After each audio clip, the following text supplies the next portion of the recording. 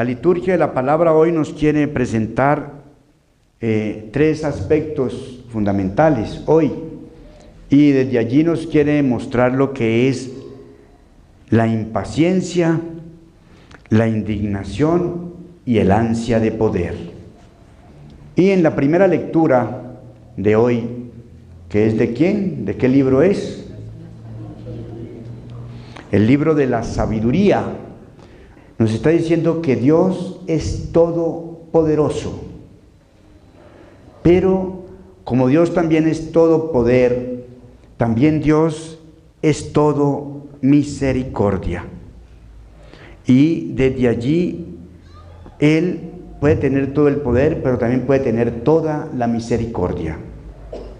Y muchas veces nosotros nos quedamos viendo en el mundo que nos ofrece que el ansia de poder es querer apocar al otro, querer subir al poder para dominar, para poder sobresalir sobre los demás. Y entonces vemos que los que gobiernan de izquierda, de derecha, del centro, de arriba, de abajo, hombres, mujeres, blancos, negros, todos van a desembocar siempre en lo mismo. Primero hacen promesas y entonces convencen al pueblo, este sí es el que necesitamos. Y creemos que el poder es poder subirse y apocar al otro. Pero eso no es el poder. Porque el que maneja el poder desde esas circunstancias, pues va a maltratar. Y lo vemos. Entonces, nos damos cuenta que el autor hoy nos presenta que Dios es todo poder, pero también es todo misericordia. Es todo amor.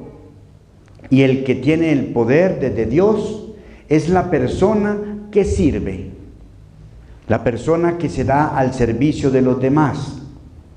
Nosotros, cuando se elige a una persona para que dirija un cargo, una presidencia, una gobernación, una alcaldía, pues es un servidor nuestro, pero lo hemos invertido todo. Ellos quieren que el pueblo les sirva a ellos, y no, a ellos se les ha revestido de poderes para que sirvan. Y ese es el sentido del servicio desde Dios, el servicio.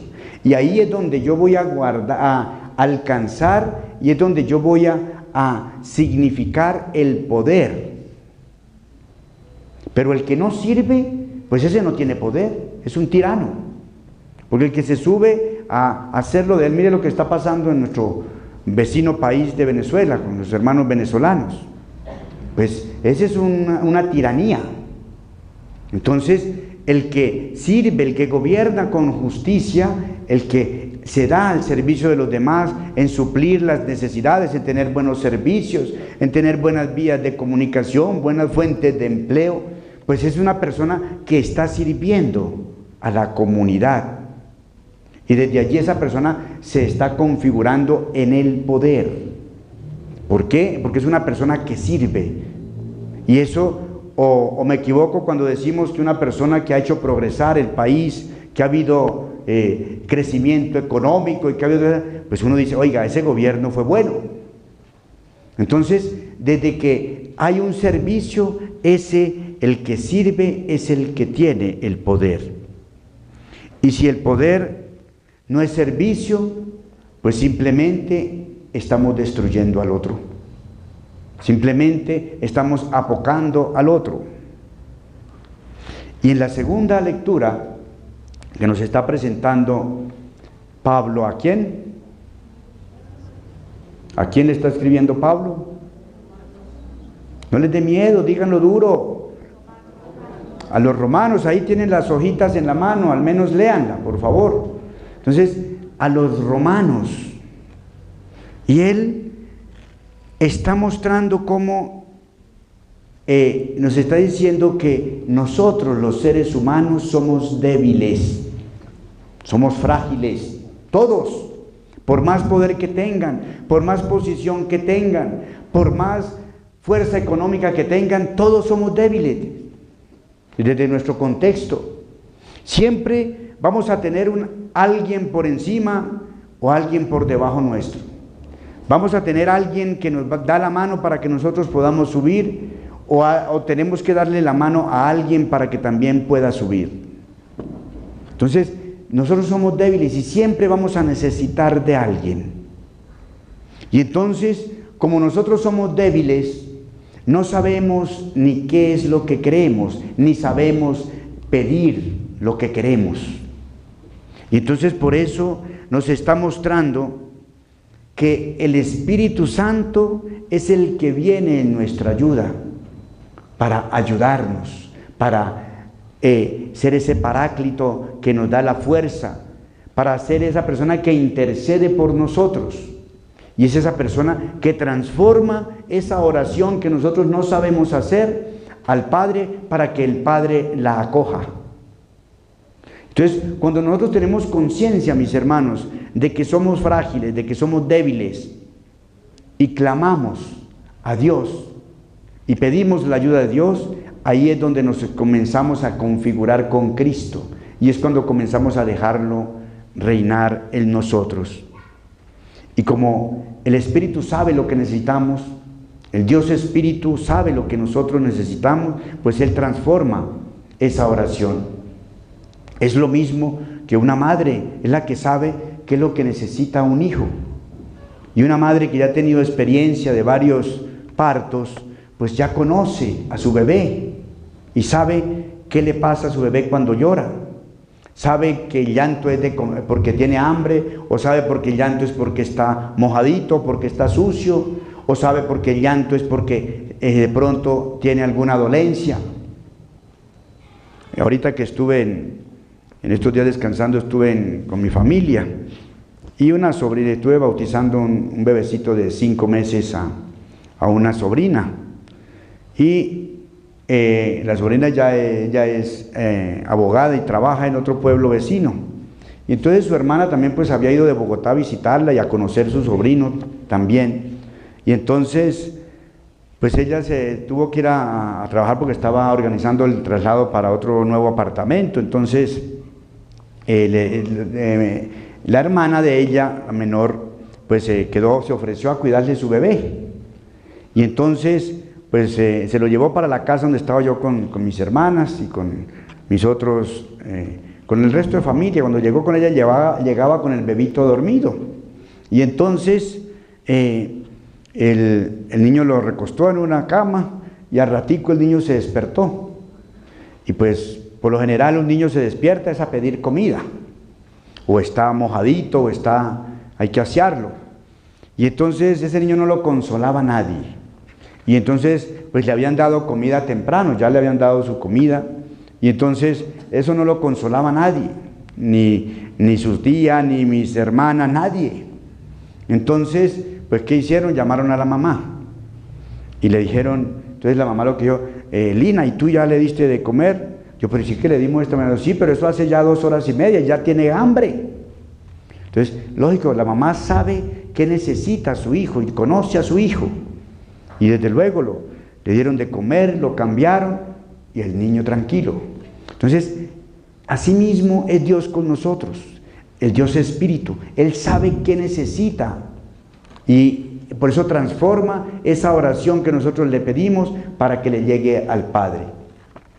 Entonces, desde allí nosotros, mis hermanos, sabemos que debemos siempre pedir la ayuda del Padre, porque nosotros no sabemos qué es lo que necesitamos, y nuestra oración no es la mejor oración. Entonces el Espíritu Santo es el que transforma esa oración para presentársela al Padre. Entonces hemos visto 2 cosas. En primer lugar, la primera lectura nos está mostrando que Dios, que es soberano de todo, que es todopoderoso, también es compasivo, y que en su misericordia y en su compasión vela por nosotros. Y en la segunda lectura estamos viendo que nosotros somos frágiles, que nosotros somos débiles, y que esa debilidad nos lleva ni siquiera a saber pedir al Padre. pero que tenemos el Espíritu, que es el que nos ayuda, el que intercede por nosotros para transformar esa súplica al Padre. Y en el Evangelio, en las 3 parábolas que nos está presentando hoy Mateo, la primera, que era la de ¿qué? ¿Cuál era la primera parábola? La de la cizaña. Y es allí donde nos muestra a nosotros el Señor algo, y a veces muchas veces nos hemos hecho estas preguntas. ¿De dónde es que les está explicando él de dónde es que viene el mal? Pues el mal viene del maligno, está respondiendo el Señor. Y desde luego, Él es el que siempre va a estar al acecho para sembrar esa cizaña en nosotros. Pero por eso nosotros a veces nos hacemos la pregunta de que por qué le suceden cosas malas a gente buena. Y entonces a veces entramos en esa controversia y a veces nos ponemos enojados hasta con el mismo Dios. Y también a veces nos cuestionamos por qué Dios no arranca de pleno la cizaña, el mal, si sabiendo que es todo poder. Y entonces nos quedamos con eso y nos cuestionamos. Pero ¿qué pasa? Lo que pasa es que Dios, Él no puede, Él no nos forza a nosotros a nada. Él no va a quebrantar nuestra libertad. Él no va a quebrantar nuestra voluntad hasta tanto nosotros no se la entreguemos a Él. Por eso, Él, ahí es donde entran en discordia los que le dicen, si quiere vamos y la arrancamos de una vez de tajo. Y eso nos pasa. A veces nos entramos a juzgar a priori, antes de conocer al otro. Y terminamos haciendo falsos juicios o juicios a priori. Y desde luego que tenemos que aterrizar primero, decantar las cosas para saber tomar determinaciones acertadas y no ir a juzgar injustamente. Muchas veces nosotros vemos a una persona por ahí aislada, una persona que vive sola, o una persona que no le gusta meterse con nadie, y decimos, esa persona es orgullosa, esa persona es individualista, y comenzamos a hacer juicios, y lo que pasa es que esa persona es de pronto tímida, y eso no lo lleva a socializar. Entonces debemos nosotros primero acercarnos, mirar con calma para poder tener discernimiento, y eso es lo que debemos pedirle a Dios, el discernimiento. Por eso el amo les dice, no la corten, déjenla que crezca junto con el trigo, y cuando crezca, cuando sea el momento de la cosecha, pues cortaremos primero la cizaña y luego cortaremos el trigo. La cizaña es muy parecida al trigo, pero a diferencia del trigo, pues la cizaña no da espiga. Entonces, por eso dice, no, déjela que crezca, porque si la quitamos del medio, arriesgamos a que arranquemos también el trigo, y entonces vamos a malograr la cosecha. Entonces, es primero tener esa paciencia, hacer conciencia que todo tiene su término, todas las cosas van a un ritmo específico, y desde allí tenemos que esperar. Cuando uno planta una semilla, pues tiene que esperar que haya buen tiempo, que haya buen agua, que haya buen sol, que la tierra sea buena, y esperar a que esa semilla germine. Entonces hay que tener paciencia para ello. No podemos adelantarnos a los hechos. Tenemos que haya buen sol para que se haga esa fotosíntesis y pueda verdaderamente darse ese fruto.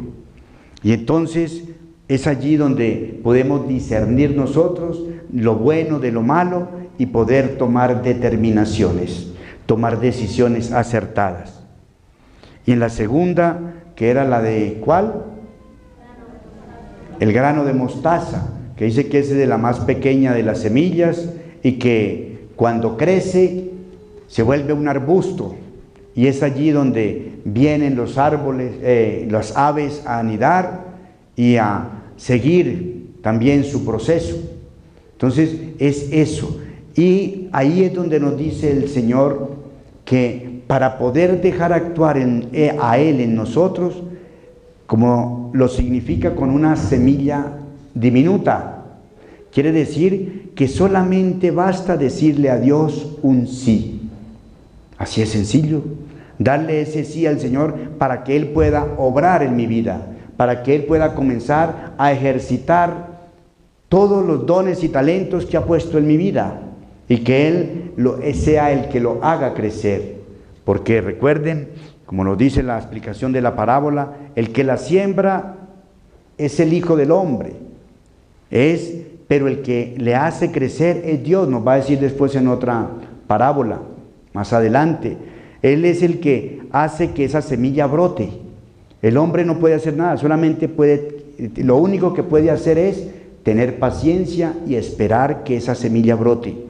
No puede hacer nada más, esperar, hacer que esa semilla esté bien en tierra buena, pero el que manda la lluvia, el que manda el sol es el Señor, y Él es el que hace crecer. Entonces, si le damos permiso, si le damos ese sí al Señor, Él es el que va a obrar en nuestras vidas. Y desde luego, la última parábola, que es la compara con la levadura, pues dice que falta solo una medida para que la mujer que la mezcla con 3 de harina, eso crezca, eso laude. Es decir, los que son panaderos saben lo que es laudar. Es cuando amasan esa harina con la levadura, con el agua, con los huevos, con todo lo que el pan cuando es aliñado, todo lo que le echan al pan. Y luego esa masa hay que dejarla a una determinada temperatura, un tiempo, para que laude, o sea, para que cunda a toda la masa, y desde allí se pueda hacer buen pan. Y todo eso va en determinada medida. Y desde allí es que el Señor dice que basta una sola medida, basta el sí para que sea el Señor el que haga fructificar, el que haga crecer esos dones y talentos en la vida de cada uno. Pues pidámosle, mis hermanos, al Señor que nos dé esa gracia y que sea Él el que nos siga a la luz de su Espíritu Santo, ayudándonos a transformar esas peticiones, esas súplicas que le dirigimos a Él, para que Él nos las responda conforme a su voluntad. Y tengan la certeza, mis hermanos, que siempre las respuestas van a ser el bien para nosotros. Cuando el Señor no nos responde a nosotros es porque estamos haciendo mal la oración o porque estamos de pronto exigiendo respuestas para las cuales no estamos preparados de esa respuesta. Pues pidámosle al Señor que su Espíritu sea el que nos dé esa sabiduría, el entendimiento, el discernimiento para saber pedirle al Señor y para saber interpretar los signos de los tiempos y tomar decisiones acertadas.